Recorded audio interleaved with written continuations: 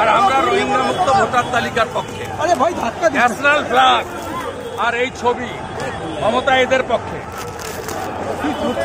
রোহিঙ্গাদেরকে মমতা ব্যানার্জি আশ্রয় দিতে চান, ফেক আধার কার্ড, ফেক এপিক কার্ড বানিয়ে দিয়েছেন ওটা ভারতকে শেষ করছেন মমতা ব্যানার্জি।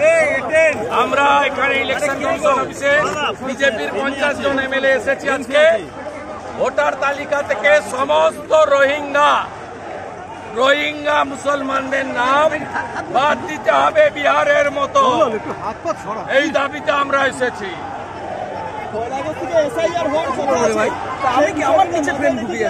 কবে করবে ইলেকশন কমিশন? বিহারে যা করেছে এখানে করতে হবে।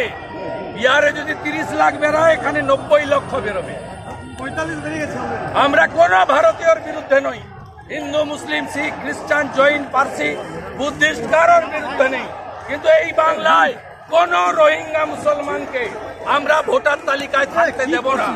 আনসারুল বাংলার 7 শেখ 3 বার তৃণমূলকে ভোট দিয়েছে। আনসারুল বাংলার 7 শেখ হরিহরপাড়া, মুর্শিদাবাদ। একটাও রোহিঙ্গা মুসলমানের নাম ভোটার তালিকায় রাখা যাবে না।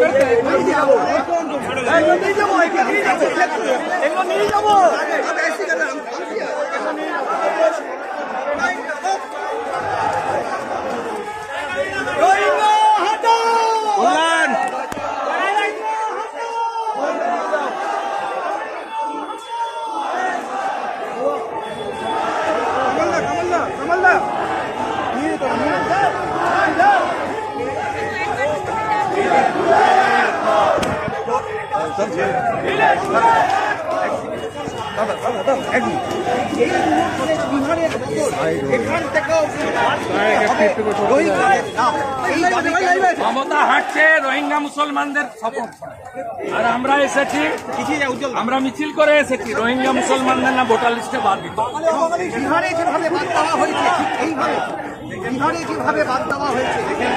অবশ্যই কোন রোহিঙ্গা মুসলমানের নাম ভোটার তালিকায় থাকতে পারে। 7 শেখ হরিহরপাড়া, মুর্শিদাবাদে যে গ্রেফতার হয়েছে, তিনি 3 বার সব ফর্জি এপিক আর আধার কার্ড বানিয়ে দিয়েছে মমতা।